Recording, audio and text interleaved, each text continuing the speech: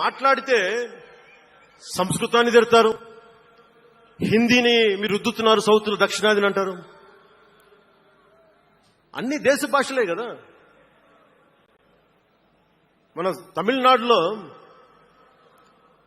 తమిళ్ హిందీ రాకూడదు అంటుంటే నాకు అనిపించింది మనసులో ఒకటే, అప్పుడు తమిళ సినిమాల్ని హిందీలోకి డబ్ చేయకండి. డబ్బులేమో హిందీ నుంచి కావాలి, ఉత్తరప్రదేశ్ నుంచి డబ్బులు కావాలి, బీహార్ నుంచి డబ్బులు కావాలి, ఛత్తీస్గఢ్ నుంచి డబ్బులు కావాలి, కానీ హిందీ మాకు వద్దంటే అదే న్యాయం.